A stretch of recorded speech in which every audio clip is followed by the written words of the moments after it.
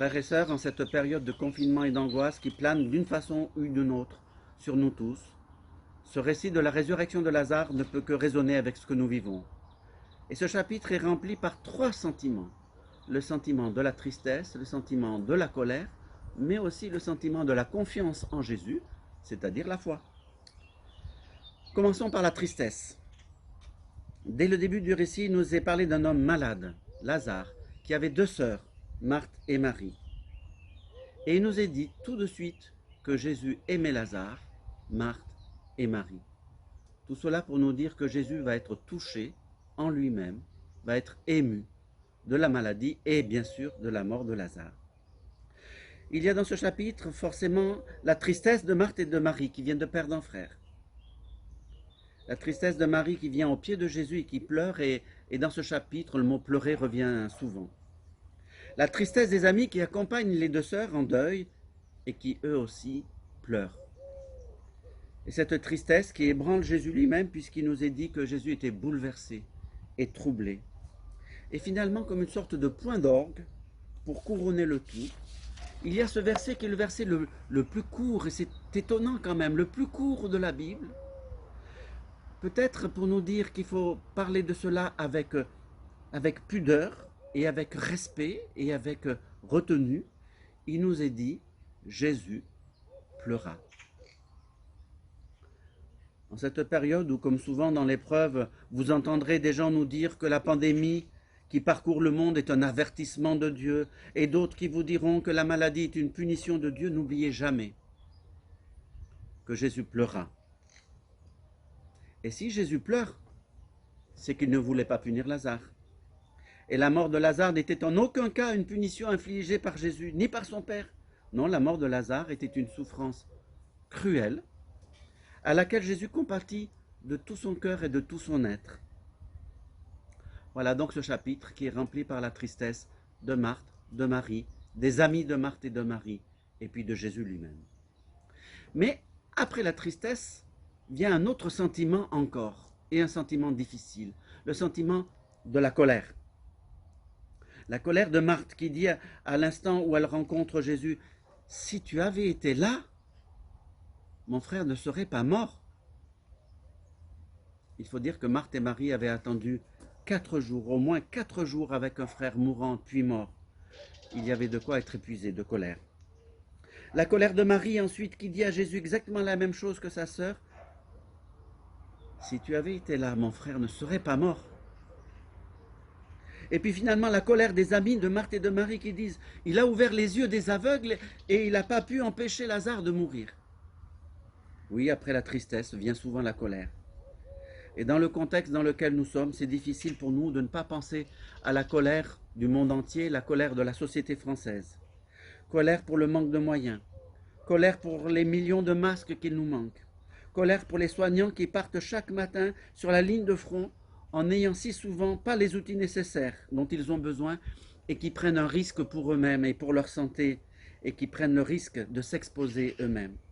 La colère de tous ceux qui, innombrables, luttent dans des conditions difficiles dans ce pays pour maintenir ce pays et ses habitants. Colère de ceux qui ont peut-être perdu un être cher ou qui ont peur de le perdre. Cette colère, elle est forcément logique, elle est forcément inévitable. Si nous n'étions pas en colère dans ces circonstances, c'est que nous ne serions tout simplement pas humains. Rappelez-vous d'ailleurs Jésus sur la croix, lorsqu'il dit d'une voix forte « Mon Dieu, pourquoi m'as-tu abandonné ?» C'était bien aussi un cri de colère, Jésus lui-même. Donc oui, la tristesse et la colère imprègnent ce chapitre. Mais voilà. Après la tristesse et la colère viennent un sentiment plus étonnant, plus inhabituel, presque une sorte de petit miracle, le sentiment de la confiance en Jésus, c'est-à-dire la foi. Car lorsque Marthe et Marie ont envoyé quelqu'un pour dire à Jésus que Lazare était malade, c'est qu'elles faisaient confiance, malgré leur exaspération, que Jésus était quelqu'un qu'elles pouvaient solliciter en cas de coup dur. lorsque Marthe et Marie ensuite apprennent que Jésus n'est pas loin et qu'elles vont à sa rencontre, c'est forcément que quelque part, malgré les jours d'attente qui ont été longs, elles continuent de faire confiance à Jésus.